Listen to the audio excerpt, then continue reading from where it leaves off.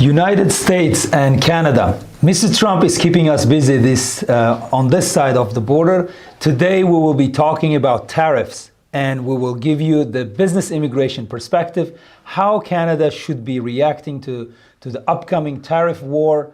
And please remember, we didn't start this war. Let's get started. Just a quick reminder before we start. Please note that whatever you hear in these live sessions or any content you see on social media by Sabi Rob's law firm is general information only and not legal advice. While we may use certain real-life scenarios or legal cases for learning purposes, it is important to remember that this does not constitute a legal opinion. For personalized legal advice, please consult with your lawyer or hire a Canadian immigration lawyer. Now, let's get back to our show. Welcome to our show. Before we start, I have a quick request and a favor to ask. 85% of those who are watching our YouTube channel are not subscribers. If you like our channel and you want to keep things coming towards you with recent updates on Canadian business immigration, hit that like button and subscribe. So today's topic is tariff war, United States and Canada. We had a great hockey game and we proved that Canada is an independent country and hockey is our game. So I will have a quick presentation for you, and traditionally we go to your questions in the second half. So today we will be looking at this situation between two neighbors, two former allies. I hate to use the word former, two former allies. And we will look into this issue from business immigration perspective. As you know, unfortunately, when there is a divorce, the dirty laundry comes up. So I will try to keep it clean, but let's get started.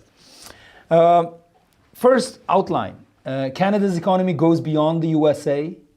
Yes, we are highly dependent on that, but we got our lessons and we will be diversifying. Hopefully, it's not too late. But we are boasting one of the world's largest trade networks, as Canada has many free trade agreements across Europe, Asia Pacific, and the Americas.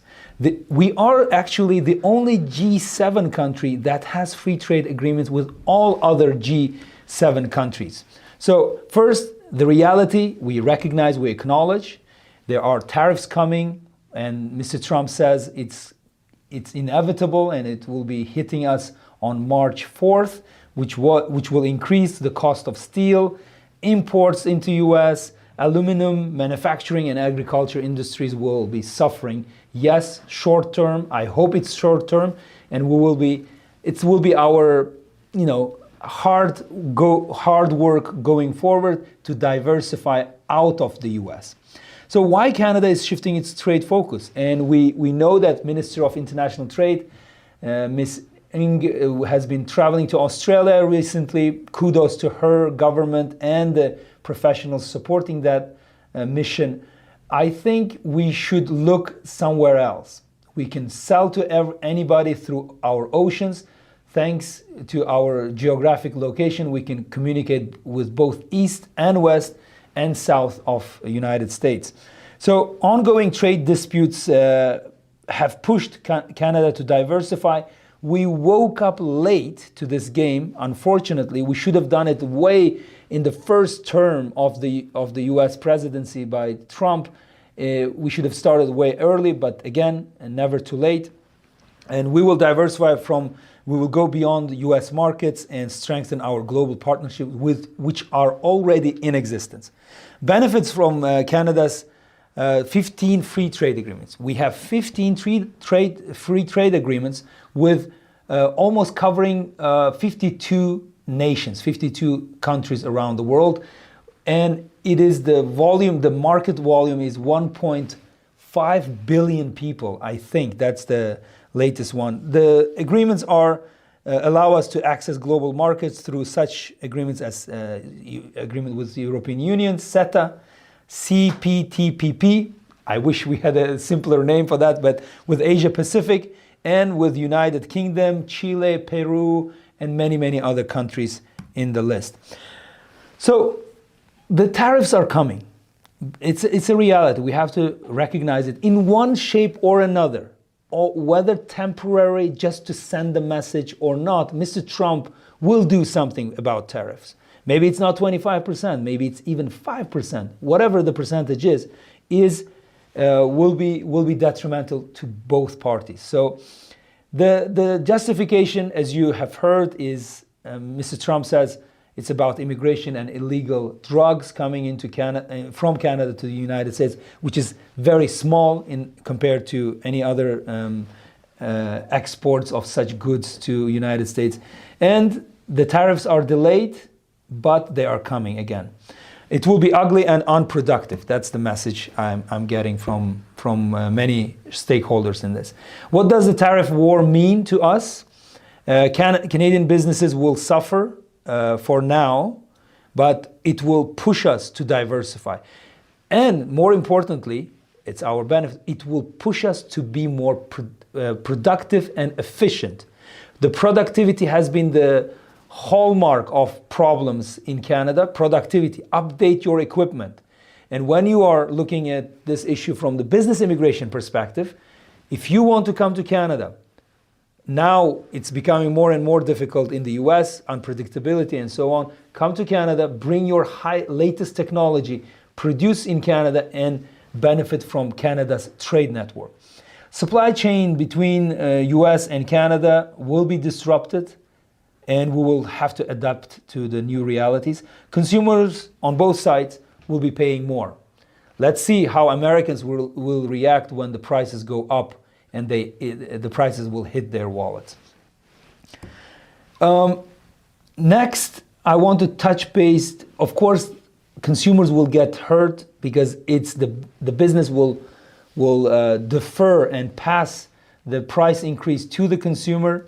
Canadian businesses is one, auto industry is the second, farmers and food prices. We produce too much food in Canada, so we have to come up with a solution or packaging or doing something to be able to ship it to faraway countries, even skipping the United States in a way through oceans and so on. Cross-border trades and cross-border towns like Detroit, Windsor, perhaps Vancouver, even Ontario, Niagara Falls, Buffalo, will depend on this seamless trade, have been working very well until now.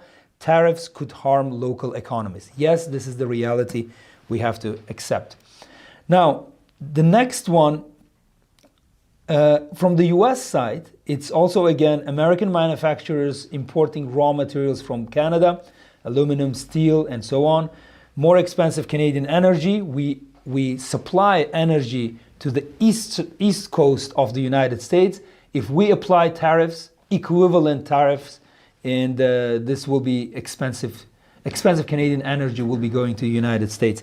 United States, when we speak of diversifying, United States has to diversify too. It's not only one side will suffer, it's not a one-way street. It's both ways, and we will suffer together. A weaker North American economy. Many people are predicting that North American supply chain and economy will suffer, and both countries will lose competitiveness overall. Canada's response, the magic formula I mentioned in the beginning, is free trade agreement with others, not the US. Yes, we have an existing and active legally binding free trade agreement at the moment, which is about to be violated by the United States with all the rhetoric and what's coming up from the White House. While the US imposes tariffs, Canada is expanding its global network. It's a game we will play somewhere else. Instead of depending solely on the US, Canada is strengthening partnerships worldwide and hopefully, I emphasize this, permanently. Because no matter which administration comes next, whether it will be Trump or somewhere else, we got our lessons from this situation and we will permanently diversify from United States. Again, the next free trade agreements, let me mention it once more, covering 52 countries for now, and I think another one, Ecuador and Indonesia, will be added to this list, hopefully this year. We have completed negotiations with Ecuador, and we agreed to sign a free trade agreement with Indonesia. It's been finalized. Indonesia is one of the largest economies in that region. So Europe, through CETA, you can produce in Canada and export to Europe. We will be exporting. We have almost 98 or more than 90% of goods from Europe and between Canada and Europe go without tariffs. So Europe is a good market with good buying power. Asia Pacific growing. We have great agreement, which is comprehensive and progressive agreement for Trans-Pacific Partnership covering many countries. The UK, after Brexit, we agreed to continue with the same manner the free trade agreement. That's why we have trade continuity agreement with them and many bilateral country-to-country agreements with individual countries. This all means that this means fewer trade barriers, lower cost, and global market access for Canadian businesses. That's why my message is, don't get hopeless.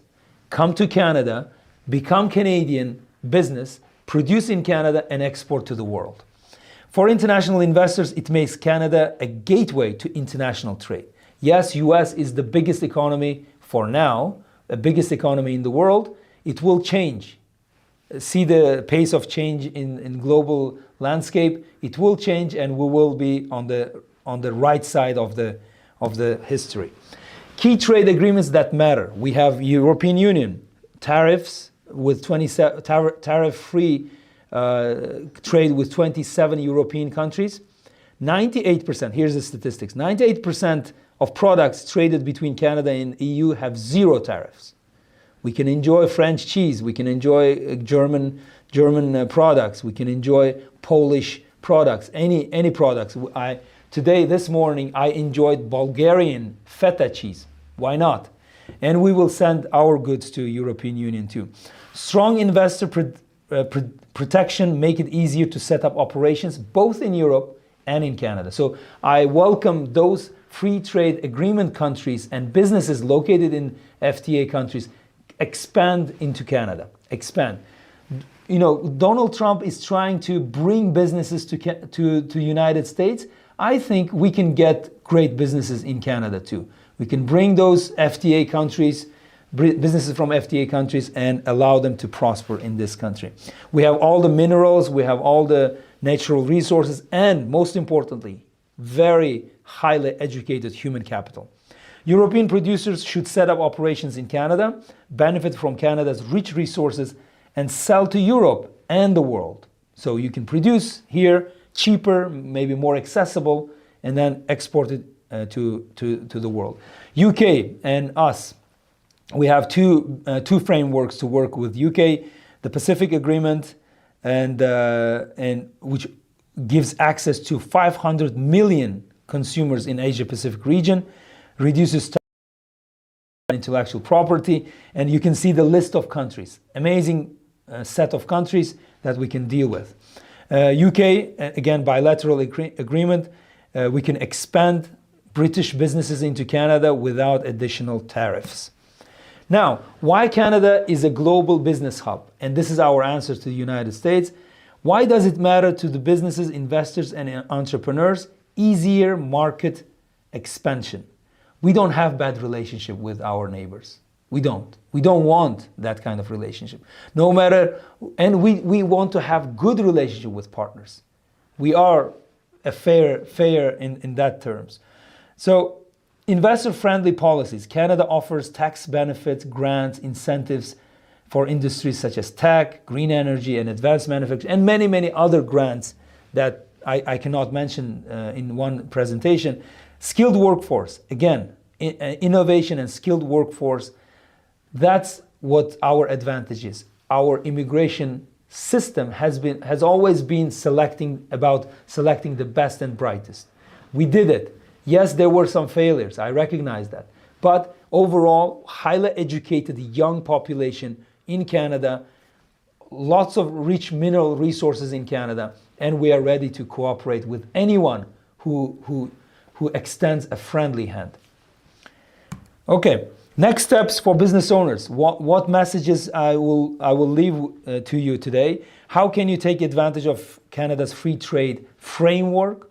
52 countries, covering a majority of rich and growing regions. If you are an investor, look at sectors where Canada has an advantage, like technology, clean energy, manufacturing, rare minerals, and so on.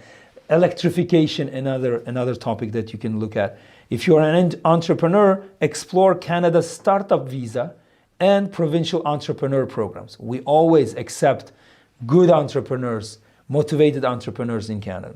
If you're a business owner, consider expanding your operations to Canada for tariff-free access to other countries. So if you are not from a free trade agreement country, then expand to Canada, become a member of a free trade network, and benefit from that network for your business. Canada is moving, as a last message I want to leave with, is Canada is moving beyond the US trade war and positioning itself as a leader in global trade. We are not afraid of global trade. We welcome mutually beneficial, and when we agree on something, we keep our promises. So we don't flip and flop every time our mood changes. It will be once in a century opportunity for all. For Canada, it's a once in a century opportunity to diversify, to improve its diverse portfolio of businesses and trade agreements. It's time for Canada to change. It's time for you to change. Now, let's summarize. I don't want to talk too much. I try to limit my presentation to 15-20 minutes so that I can get to your questions. Get your questions ready. We have received questions prior to our presentation, but if you have questions during live session, please don't hesitate. Tariffs on imports, we talked about it. The US is coming with a tariff war. That's fine. We can accept that as a challenge. Equal tariffs. Canada will retaliate with equal tariffs and see what happens, like we did in 2018. We are becoming stronger and stronger. 15 trade agreements for your benefit, for your business's benefit. Bring them here to Canada and benefit from free trade. Then, benefit of global trade. Overall, if US is trying to change global trade, that's okay. But there's a majority of other stakeholders that are interested and motivated to keep things positively moving forward, not in a way that US is envisioning the changes. So what can we do for you? What can Sobirovs do for you? We understand your challenges. Let's talk. Let's talk about challenges. Let's talk about your concerns, what's going on in the world. Everybody is anxious. We are anxious as Canadians, but we are keeping a cool head and see what can be done within this new realities. We have solutions. We are still one of the destinations, point of destination for Canadian, for expansion into Canada, as Canada is an immigration destination for investors, founders, entrepreneurs, and so on.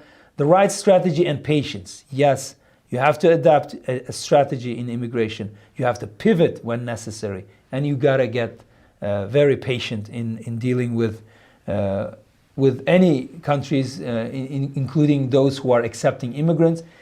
Let's change our approach to this. Laws are changing, realities are changing, and we will strategize and pivot accordingly. And immigration is on us. If you are a business that wants to expand, consider immigration is something that you then have to worry all the time. You worry about your business, we will do our best about your immigration, okay? Now, if you're interested, if you're confused, talk to us. Don't imagine the worst scenario. Come talk to us realistically, holistically. We will give you the picture that we don't put only in rosy colors, but we will be realistic, and our lawyers are experienced. We've been doing it for more than 13 years now. Talk to us. Here are our coordinates. And now let's take a quick break and come back to your questions. Thank you very much. To stay updated on all things related to Canadian business immigration, check us out on social media. Follow us on Instagram, TikTok, LinkedIn, Facebook, and Twitter for the latest news and updates. Subscribe to our YouTube channel and click the notification bell to stay informed about the most recent immigration news, interviews with top immigration specialists, and our weekly live shows. Visit our website at www.sabirovs.com for more information or to book a consultation with our team of experts.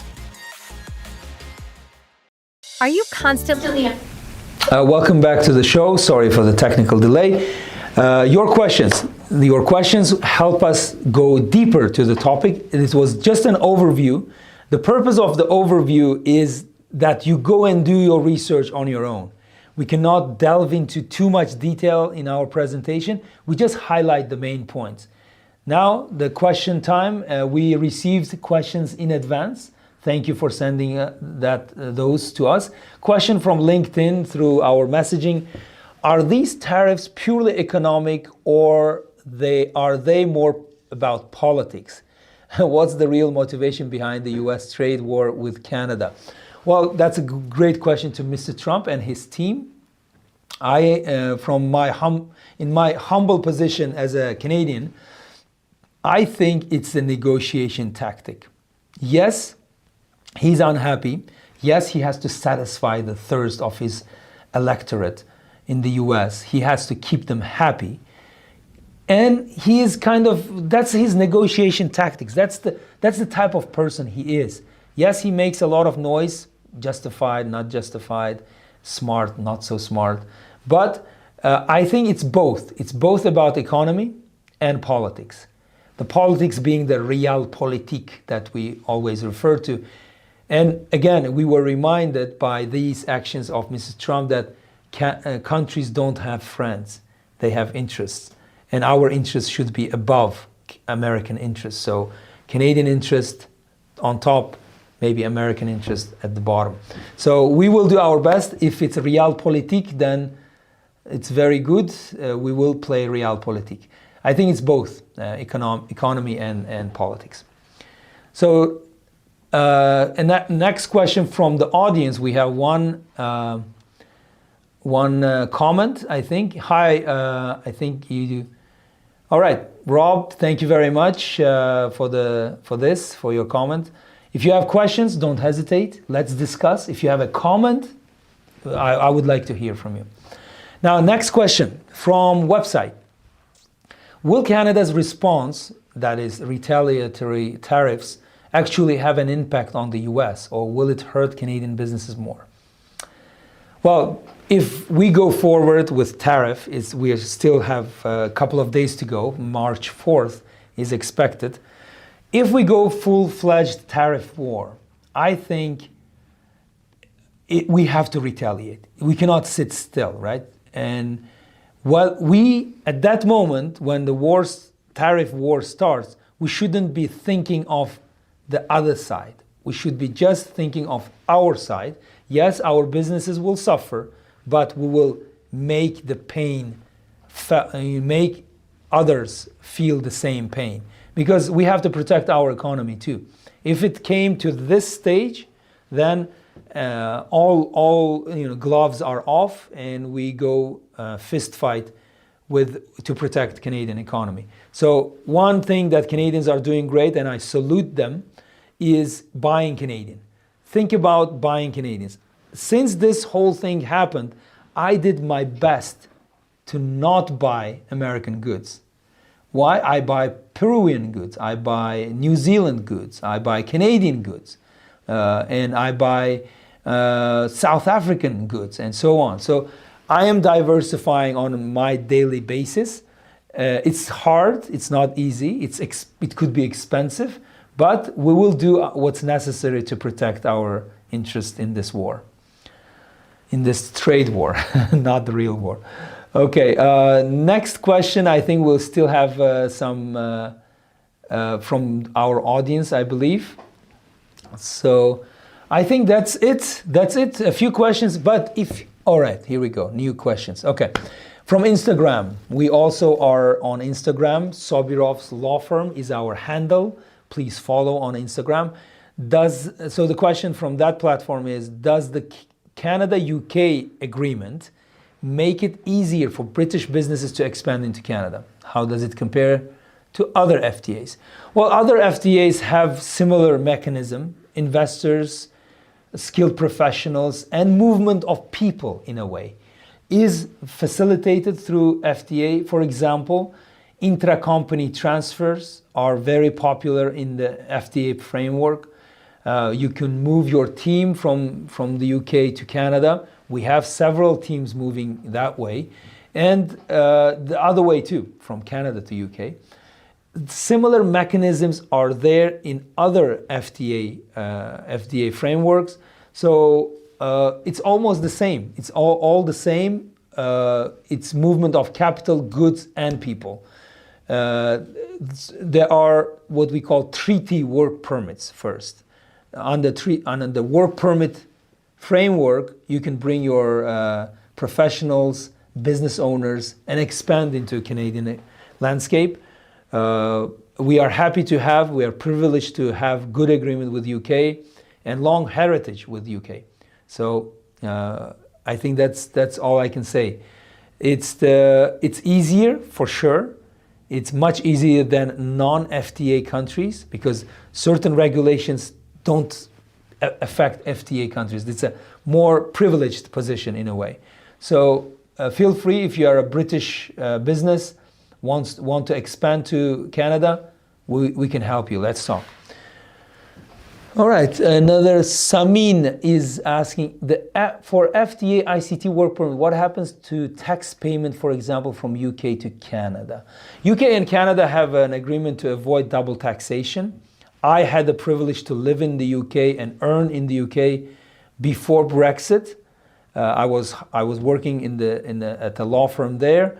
If you pay your taxes in the UK, if there is a difference in terms of amount that should have been paid, I'm not a tax advisor, but this is what happened to me. Whatever you pay in the UK, you don't double pay in Canada.